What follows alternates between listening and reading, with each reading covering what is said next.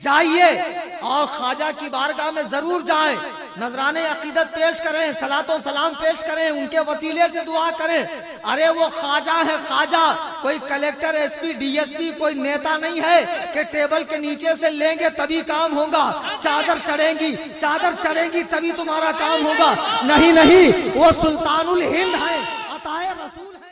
یہ زمانہ بڑا پرفتن زمانہ ہے، اہل حدیث کا فتنہ، دیوبندیوں کا فتنہ، اہل تشیع کا فتنہ، اور کچھ خانقاہوں سے بھی فتنے اٹھ رہے ہیں، کچھ مزارات سے بھی فتنے اٹھ رہے ہیں۔ ایسا نہیں ہے کہ ہر جگہ مزار پہ جتنے بیٹھے ہیں گدی نشین، یہ سب گدھا نشین لوگ ہیں، سب یہ سب حق بولنے والے۔ دیکھو اجمیر شریف کے چادر چور مجاور، رافضی مجاور، بڑی ڈیگ میں ڈال، چھوٹی ڈیگ میں ڈال، چادر کا دے، شیرنی کا دے، ناڑے کا دے، توڑے کا دے، گھوڑے کا دے، یہ حرام خور صحابہ پہ بھونکتے ہیں، حضرت امیر معاویہ پہ بھونکتے ہیں۔ اجمیر شریف جائیں، ضرور جائیں۔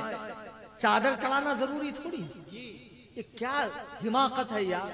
20,000 کی چادر تم چڑھاتے ہو، تم سے پہلے چادر دکان پہ آتی ہے۔ جب تمہیں معلوم ہے کہ ایک ہی چادر 5 سال سے چل رہی ہے تو وہی پیسہ مدرسے میں دو۔ یہ مدرسے میں یہ 4 بچے آج حافظ بنے ہیں، اب یہ 4 مسجدوں کو جا کر سنبھالیں گے، یہ بچے مسلمانوں کے بچوں کو قرآن پڑھائیں گے، ایمان و عقیدے کی بات بتائیں گے۔ مدرسوں کو مضبوط کیجئے، علماء کو مضبوط کیجئے، لائبریری قائم کیجئے، اور اپنے مرکز بریلی شریف کے وفادار رہیے۔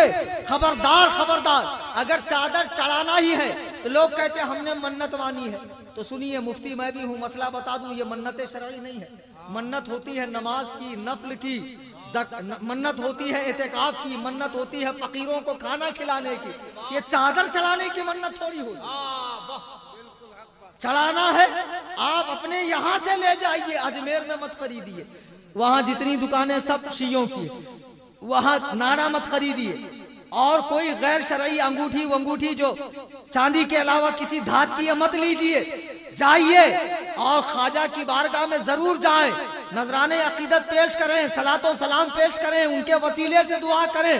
ارے وہ خواجہ ہے خواجہ، کوئی collector, S P, D S P, کوئی نیتا نہیں ہے کہ ٹیبل کے نیچے سے لیں گے تبھی کام ہوگا، چادر چڑھیں گی تبھی تمہارا کام ہوگا۔ نہیں نہیں، وہ سلطان الہند ہے، عطائے رسول ہے، رسول اللہ کے خزانہ کرم کو لٹانے کے لیے بیٹھے ہیں۔ وہاں آپ جائیے، وہ تو جھولیاں بھرنے کے لیے بیٹھے ہیں۔ آپ کے پاس چادر کے پیسے نہیں ہے، لیکن دل سچا ہے، عقیدت سچی ہے، خواجہ سے محبت سچی ہے، اللہ کی قسم آپ کا کام ضرور ہو۔ مزارات اولیاء پہ حاضری دیجئے، مزار کا طواف نہ کریں، اور جب مجمع زیادہ ہو مزار کو نہ چومیں، عورتوں کو مزار پر نہ لے کر جائیں، قوالیوں کی محفل منعقد نہ کریں۔ ان بدعات سے اہل سنت و جماعت کو نقصان ہوا ہے۔ محرم میں تعزیہ داری نہ کریں، محرم میں سیاہ لباس، ہرا لباس، لال لباس نہ پہنے، امام حسین کی یاد منائیں، لیکن شیعوں جیسی محفلیں قائم کر کے کپڑے پھاڑنا، نوحہ کرنا، سواری اٹھانا، غم حسین میں امام حسین کا سوگ منانا، یہ ساری بدعات و خرافات سے اپنے آپ کو بچائیے۔ محبت اہل بیت کا مطلب یہ ہے کہ امام حسین کے مشن پہ قائم رہیے، حسینی بن کر رہیے، اور یزیدوں والے کام نہ کریں۔ شادی بیاہ میں بدعاتوں سے بچیے، نیاز و فاتحہ میں جو بدعات رائج ہیں ان سے بچیے، اور اسی طریقے سے خاص طور سے مزاروں پہ جو بدعاتیں ہیں، گھوڑا باندھنے کی، ناڑا باندھنے کی، یہ چٹیا کاٹنے کی۔ کچھ لوگ منت مان لیتے ہیں کہ میرا بچہ پیدا ہو جائے 7 سال کے بعد چٹیا کاٹوں گا۔ یہ کیا حماقت ہے یار۔ اسلامی طریقہ یہ ہے کہ بچہ پیدا ہو تو 7 دن بعد اس کے بال کاٹے جائیں۔ کتنے؟ رسول اللہ کے 4 صاحبزادے تھے، رسول اللہ نے اپنے نواسوں کا بھی ایسے ہی معاملہ کیا، حسن و حسین، اور ان کے بالوں کے برابر چاندی صدقہ کرو۔ یہ 7 سال تک بال نہ کاٹنا، فقیر بنانا، محرم میں بھیک منگوانا گھر گھر، یہ کیا حماقت ہے؟ یہ سب ناجائز و حرام ہے، یہ سنیت نہیں ہے، یہ بریلویت نہیں ہے۔ آج مزاروں پہ جو یہ خدام صحابہ پہ بھونکنے والے، یہ اڑیا گڑیا لٹیا چٹیا پیر بیٹھے ہوئے ہیں، یہ ٹامک ٹنیا سرکار بیٹھی ہوئی ہے، یہ 10 انگلی میں 20 انگوٹھی پہننے والے، یہ ننگے فقیر بیٹھے ہوئے ہیں، یہ بھک منگے جو ننگے بیٹھے ہوئے ہیں، اور لوگ ان کو چوم رہے ہیں، چاٹ رہے ہیں جن کو نہ بال کاٹنے کی تمیز ہے، نہ ناخن کاٹنے کی تمیز ہے، نہ نہانے کی تمیز ہے، ان کے فوٹو ڈال ڈال کر اہل حدیث کہتے ہیں دیکھو بریلویوں کا پیر، دیوبندی کہتے ہیں دیکھو بریلویوں کا پیر۔ ابے یہ بریلویوں کا پیر نہیں ہے، بریلویوں کا پیر تاج الشریعہ ہے، بریلویوں کا پیر تاج الشریعہ۔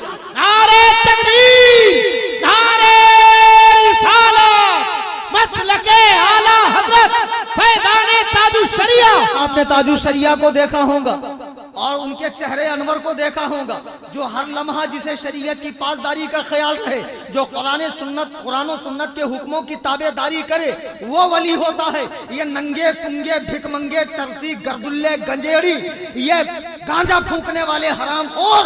ابھی میں حیدرآباد گیا تو ایک صاحب ملے مجھے، سچ میں میرے ساتھ یہ واقعہ آیا، تو انہوں نے مجھے دکنی زبان میں کیا کہا معلوم؟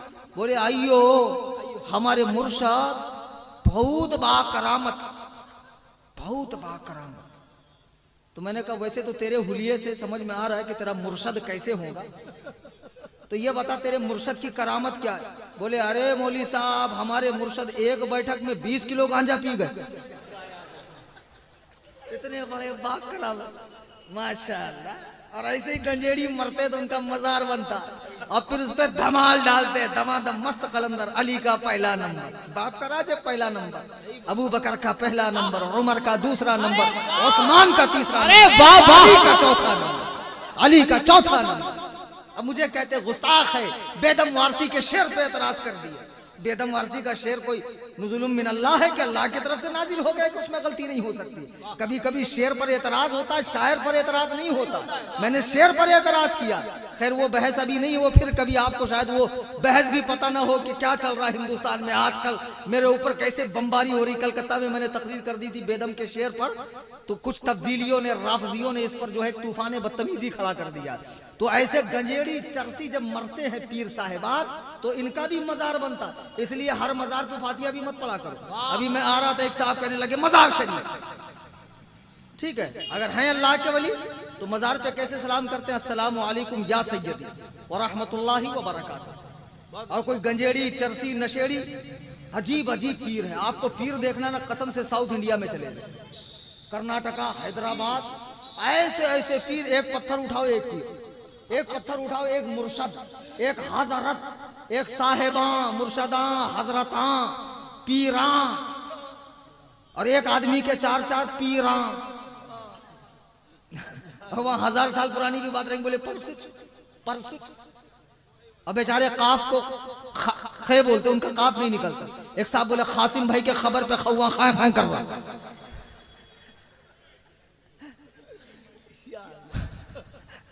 بہت پیر آرے باپ رے باپ، اور عجیب عجیب پیر۔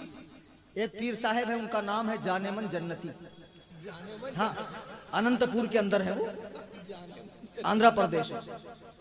تو نماز نہیں پڑھتے، اور کوئی نماز کو جائے کہاں جا رہا رے، بیٹھ جا۔ نماز پڑھنا مولوی لوگ کا کام، اپنا کام نہیں۔ تیرے واسطے جنت بک کریا سو میں، ہاں تیرے واسطے میں جنت بک کریا سو۔ ارے حرام خور، اس کو کائے کو جنت بک کرے؟ تیری خود کی بکنگ ہے۔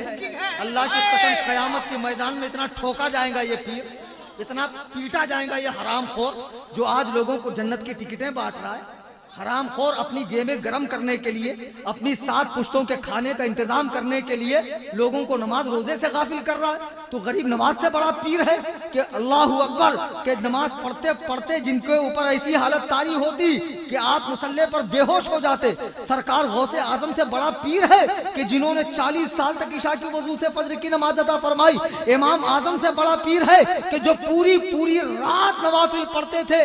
کیا تو رسول اکرم سے بڑا پیر ہے کہ آخری مرض الوفات میں اماں عائشہ روایت کرتی ہیں کہ آپ نے فرمایا اے ابو بکر و عمر مجھے مسجد میں لے چلو۔ آپ ابو بکر و عمر کے سہارے سے مسجد میں تشریف لائے، اتنی نماز پڑھتے، اتنی نماز پڑھتے، اللہ کہہ رہا یا ایھا المزمل قم اللیل الا قلیلا، اے چادر اوڑھنے والے، اے چادر اوڑھنے والے، رات میں جاگیے لیکن تھوڑا کم۔ رسول اللہ اتنا جاگتے، اپنے رب کو ایسا مناتے۔ اماں عائشہ سلام اللہ علیہا فرماتی ہیں کہ آپ کے پائے اقدس میں ورم آ جاتا، سوج جاتے۔ میں کہتی اللہ کے رسول آپ اپنے نفس کو تکلیف کیوں دے رہے ہیں؟ आप क्यों अपने आप को इतनी मशक्कत में डाल रहे हैं? इतनी नवाफिल ना पढ़ा करें। अल्लाह के नबी फरमाते हैं आयशा, क्या मैं अपने रब का शुक्रगुजार बंदा ना बनूं? ये कौन फरमा रहा है? बाद अज खुदा बुजुर्ग तू किस्सा मुख्तसर।